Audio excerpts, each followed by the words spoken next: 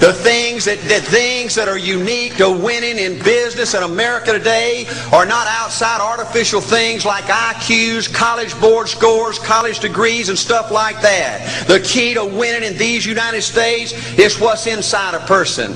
It's your integrity. It's your people abilities. It's your character. I believe in developing this winning edge. I've got 10 or 12 points that I won't be able to go over with you tonight, but let me just give you a flavor of what I think you've got to do to succeed in these United States. Number one, you've got to get excited. Folks, I don't believe anybody will ever tell you anything more important than this in winning in these United States. 90+% of winning in anything you try to do in America today, you've got to be excited.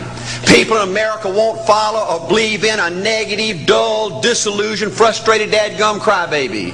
People want people that are positive and excited and enthusiastic and tough. The greatest definition I ever heard, I thought about this 10 million times when I wanted to quit along the way of a winner. This guy said almost everybody in America can stay excited for 2 or 3 months. A few people can stay excited for 2 or 3 years. But a winner will stay excited for 30 years or ever how long it takes to win. Another key to building this winning edge and this mental toughness is you've got to become a dreamer again. You know, I'm a Methodist, and we just changed ministers a few weeks ago, and our new minister came in, and the church was just packed. And the first thing he said, well, it looks like everybody came out to see the monkey perform. And the second thing out of his mouth, he said, for a church to be a great church, you got to have a dream. If you don't have a dream, you're dead. And boy, I sat up and I said, man, me and this guy are going to get along good because he knows what he's talking about. See, folks, I believe in order to win, you got to feel good about yourself. When I was coaching football for 7 years back in Georgia, and I had a paddle in my coaching office, and it was about this thick and this long. And in the fat end, I had little holes bored in it so you could really get some speed and blister their little butt, you know, when they misbehaved. And I had a rule on my football team that if any kid said, I can't, if any football player heard one of my football players said, I can't, he got to bring him in the coach's office and give him 3 licks. And it took me about a month to get all that thinking out of my players every year, you know. And I'd have football players knock on my door at recess and at lunch and after school. And he said, Coach, he said it. Coach, he said it.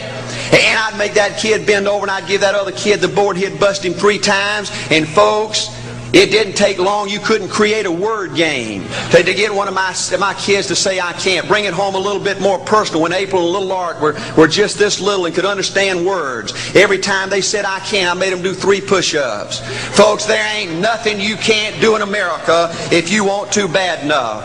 Another key in building this winning edge is, folks, you got to stand for something. People in America, the good people in America, are fed up with these dadgum fence sitters and mealy mouths.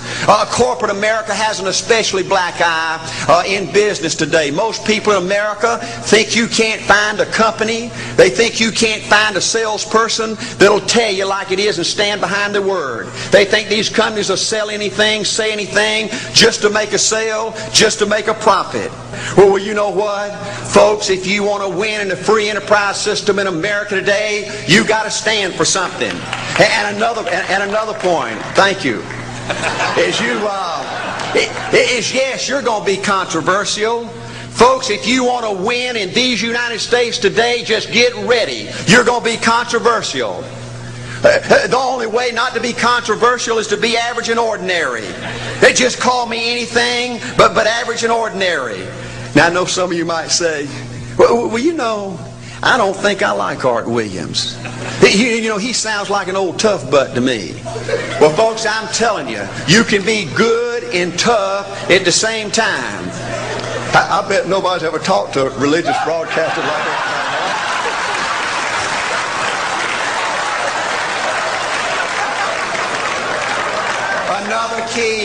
Another key to developing this winning attitude that'll give you a chance to do something great in American business is, folks, you've got to make a total commitment to what you're about. Do you know the American people have lost their toughness? They've lost their ability to make a commitment. See, folks, in trying to win in business, you're just going to have so many false starts. You think you get it going time after time, and you just get knocked back to ground zero. And it's your ability to compete, to pick yourself up off the mat one more time, to go for it one more time, that's going to determine success or failure. You know, we've got a divorce rate in America some 50% right now. You know, it just seems like that people that go in business today, they have an attitude, well, I'm going to stick my toe in it. If I start making all this money, get all these promotions, then I'll see this thing through. Well, folks, that's not the way it works. The first step to winning in business in America today is you've got to make a total commitment. Total commitment gives you that little extra ounce of courage you need to fight back through the tough times. Winning in business demands the same kind of commitment that winning in marriage demands. You know, I fell in love with my wife in the 2nd grade. Only girlfriend I ever had. We ran off and got married our freshman year. Had both of our children before we left college. We're true business partners in marriage. We go everywhere together. I spend more time with her. Been married to her 26 years. Now I got 2 grandbabies. Love her more today than I ever have. But I don't like her all the time. There's a bunch of times every day that I don't like her.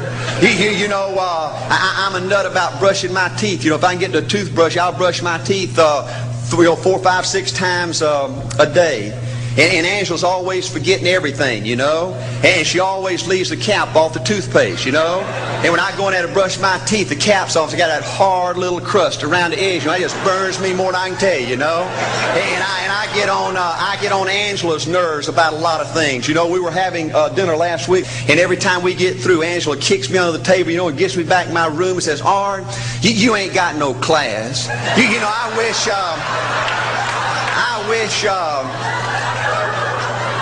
wish, Art, you could learn to eat with your mouth closed, you know.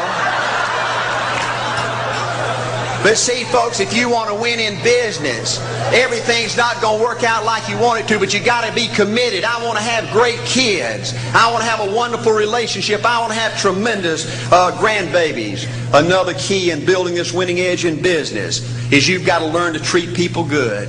Another thing that these universities pollute America, corporations with, is this attitude, you better not get to know your employees.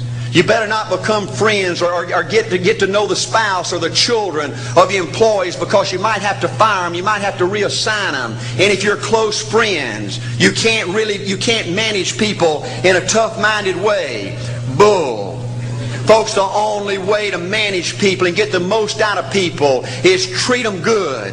Learn to love them and care about them. Yes, it hurts from time to time, but it's the only way. You know, everybody you work with in business, you've got to look at them and pretend there's a flashing sign on their chest. And everybody's asking you, make me feel special. Make me feel important. Say something good to me. I want to be somebody. Another key of winning in business in America today is, folks, you've got to establish the right kind of priorities.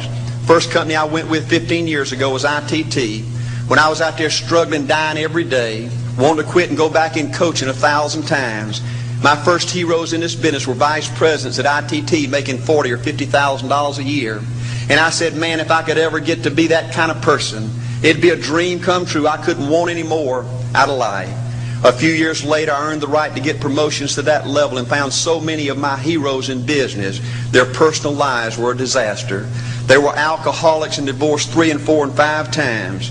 I just read an article by the author of In Search of Excellence, and I saw where he says, I can't find evidence of any successful business person in America that's not tunnel vision, that just doesn't give everything to business. Folks, I said back then, 15 years ago, that if that's the price you've got to pay to win in business, it's not worth it. 15 years later, a multimillionaire. Folks, I can stand and preach to you that you can't separate your personal life from your business life. God's got to come first. Your family's got to come second. And business has got to come third. And I believe if you have a lousy spiritual life and a lousy personal life, long range, it's going to be devastating to your business. Another thing in building this winning attitude.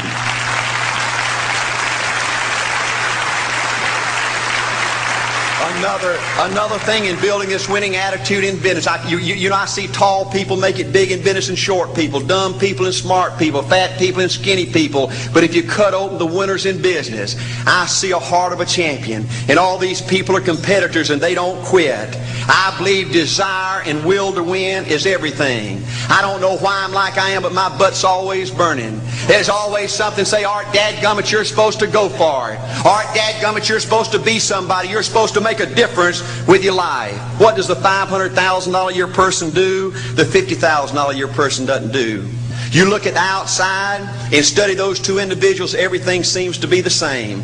They both are the same sex, they both are the same age, they have the same training, the same positions, the same contract, the same fringe benefits. They both are successful, they work hard, they're good family people, make tough commitments.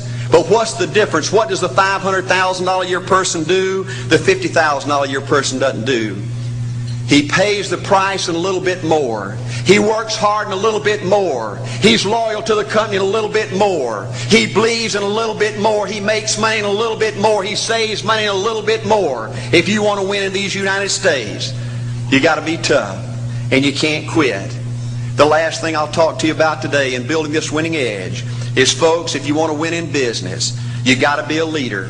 Leadership is everything. You show me anything in these United States that win, I'll show you a leader at work. You show me a successful church, Boy Scout troop, club, football team, business, I'll show you something run by a leader. See, I thought at one time in my life you had to be smart to win. I used to have these smart people that dress so pretty and talk so pretty and use these big words. They just intimidated me. And I said, Art, you can't ever be that good. Why don't you just throw in the towel and go on back and coach football for a living? And I found two things out about smart people. I think it's almost impossible for a smart person to win in business in America today. Because I find smart people spend their whole lifetime figuring things out. They're always trying to figure out an easier way and a quicker way. And another thing I found out about smart people is they just don't get around to doing nothing. And see, somebody like Art Williams, everybody said, well, he can't do it. And somebody like that can't do it. But he does it. See, folks, I want you to know almost everybody in America almost does enough to win. They almost get there. They almost are over the hump. They almost have it going. They almost in everything they do. Almost is a way of life to almost everybody in America. But the winners do it. What do? They do whatever it takes to get the job done. They do it, and do it, and do it, and do it, and do it, until the job gets done. And then they talk about how great it is to be somebody they're proud of. We need leaders in America who can do it. If you want to become somebody, do it. If you want to go in business for yourself, do it. If you want to become financially independent, do it. I hear too much talk in these United States. Everybody can talk a good game. We need people in America who can do it. I go all over this country with A.O. Williams, and I have people say, Art, you can count on me. Wonderful. Just do it. Art, I guarantee you this is my last stop. I'm going to win now. Super duper. Just do it. Art, if I could just have one good month and get the ball going, I know I could make it big. Super. Just do it. Art, if I could just pay off this debt, I could really go. Great. Just do it. Art, if I could just sell my house. Do it. But houses ain't selling. Do it anyway. Art, I'm not making any money. What can I do? You just do it. Do what, Art? You do it, and do it, and do it. Art, I guarantee I'm going to win this contest. Super duper. Just do it. Art, I'm over the hump now. Watch my smoke. Great. Just do it. Art, I want to make it so bad I can taste it. What I do? You just do it. Art, I'm a vice president now. Can I quit doing it? No. Art, I don't know if I can keep on keeping on. I'm really hurting. What I do? You just do it. Do what, Art? You do it, and do it, and do it. Art, all my life I wanted to be somebody important. Well, what do it then? Art, I'm going to save money so I don't have to go through this again. Great. Just do it. Art, I don't feel like I've had enough training. What I do? You just do it. Art, my manager don't give me no help. What I do? You just do it. Art, you don't understand. I was Mr. Everything at my former company. You don't mean I have to start off down at the bottom and do it, do you? Yep, you really got to do it. Art, All right, what's the primary difference between winners and losers? The winners do it. They do it and do it and do it and do it until the job gets done. And then they talk about how great it is to finally have achieved something unique, and how glad they are that they didn't quit like everybody else, and how wonderful it is to finally be somebody they're proud of and make a difference with their life. Thank you.